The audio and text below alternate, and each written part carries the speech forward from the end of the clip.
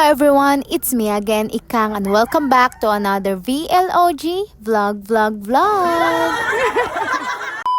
So for today's video nga pala ay ito na yung day 2 and day 3 ng aming trip to Dinagat Islands together with the SK officials of the municipality of Habonga. So maaga nga lang kaming umalis doon sa inn na tinutuluyan namin at dinala na nga namin yung mga gamit namin dahil hindi na kami doon babalik dahil resort na nga yung tutuluyan namin mamaya. So mag-island hopping na naman kami for today's video at ang una naming pinuntahan ay yung sikat na Blue Lagoon dito sa Dinagat. At pagpasok pa nga lang namin sa entrance ay makikita mo na talaga kung gaano kaganda yung lugar. Yun nga lang, hindi pa maganda yung panahon, maulan pa siya kaya maalon pa rin yung dagat. Pero wala na nga tayong magagawa, nandito na tayo, so let's enjoy the show na lang kahit hindi maganda ang panahon. Naalala ko tuloy yung sinabi ni nanay doon sa lugar na tinuluyan namin. Sabi niya na mas maganda daw kung may ka pumunta dito sa Dinagat dahil maganda din daw yung panahon. Kaya sabi ko na lang din na okay na, sa susunod babalik din ako dito sa Dinagat. Isa ngayon mag-iipon muna ako.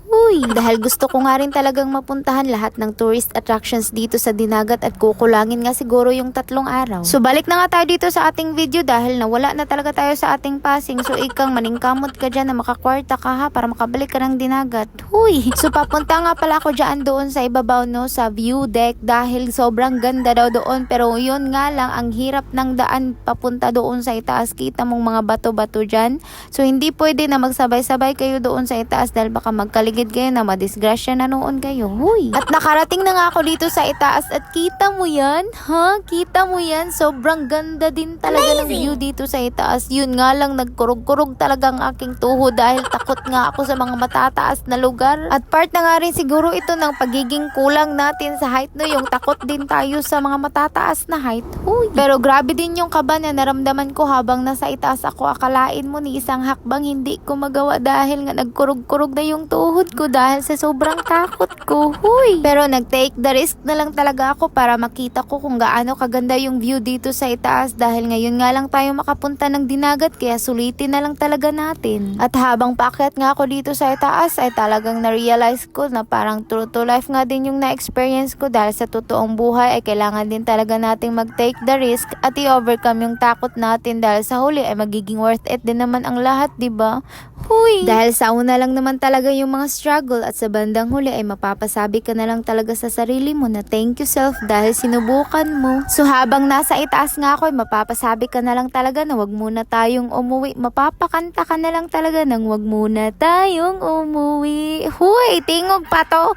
So basta hindi talaga pwede na hindi tayo umuwi dahil ano namang gagawin natin dito, diba? So nakapapicture nga din ako doon sa itaas no kahit nagkurog-kurog na yung tuhod ko basta kay magpicture ta kay dili, pwede nga dili. So bumalik na nga kami no at pagdating nga namin ay nangaligo na sila. So nangaligo na lang din kami at naglaro pa nga ng Bring Me at nanalo pa talaga ako pag sabi na Bring Me a Rosary dahil palaging akong nagdadala ng rosary sa bag ko. So pagkatapos nga namin doon sa Blue Lagoon ay agad naman kami tumungo dito sa Jelmars Resort. So dito na kami magpapalipas ng gabi. Ay hindi pala, doon pala sa kabila dahil may katabi nga itong resort at hindi sila parehan ng may-ari. Basta mauna to dito mi sa Pikas mga tulog. At dito nga lang kami kakain ng pananghalian at magsi-celebrate nga ng kanyang birthday si Ate Klang, yung isang staff ng DILG na kasama namin. So may palitsyon pa talaga siya. Pero hindi na nga ako naka-video habang kumakain kami dahil sobrang gutom na nga kaya nag-focus na ako sa pagkain at mamaya na tayo mag-video. So pagkatapos nga namin kumain ay ayan, kanya-kanya na kami kung saan kami lulugar at mag-pictorial. At nabisi na nga lang din ako sa pagkuha ng mga video dahil vloggeress nga tayo at kailangan nga natin na maraming video para sa ating vlog. At pasensyahan nyo na rin no kung may mga naririnig kayong ingay ng manok dito sa ating pag-voice over dahil wala nga tayong magagawa maraming manok dito sa silingan kaya for dago na lang tayo sa pag-voice over. At yun na nga, muntik pang madapa si madam. Klaro kaayo na gusto talaga ng lubid na masukarap tayo. So nagpa-video na talaga ako dyan kay Rema no at nagkunyari-kunyari pa talaga ako na tour guide. At habang enjoy nga sila sa kanilang pagliligo ay ako naman dito ay nagdidiskarte na lang talaga ako kung saan ako mapunta. Dito na nga talaga ako sa ibabaw para makita ko talaga yung kabuuang view ng ating resort. At hindi pa rin nga ako makapaniwala na ganito pala talaga kaganda yung Dinagat Islands. At ganito nga yung view na makikita mo dito sa itaas no, sobrang linaw nga talaga ng tubig at nag-blue lang talaga siya. So last day na pala namin to no, dahil bukas ay aalis na nga kami, uuwi na kami. So 2 days and half day lang pala tong stay namin dito sa Dinagat. At wala na talagang seminar na nangyari dahil sa totoo lang ay in-advance na namin yung seminar namin. March 21 pa, nag-seminar na kami, whole day pa talaga siya. At yung dito sa Dinagat ay yung last lecture na namin yun. So nandito na pala kami sa kabila no, dahil dito na kami magpapalipas ng gabi. At dahil last night na nga namin ito, kaya for the party na talaga ang mga person. At first time ko rin palang makatikim ng ganitong seafood, pero hindi talaga marami yung kinain ko guys dahil hindi ko talaga gusto yung lasa. Huy! So nagkaroon nga kami ng konting inuman, pero very light lang naman dahil beer lang naman siya no. Huy! Drink responsibly man po. At ito nga ang view na bubungad sa iyong umaga no. Super nice kaayo, nindot kaayo jud ang view, then kanay sa white sand o gamay jud ang tubig no pag morning. So nagbisaya na tagbalik. So mao to guys, we will go home na o uwi na kami and I will miss you talaga Dinagat. Huy!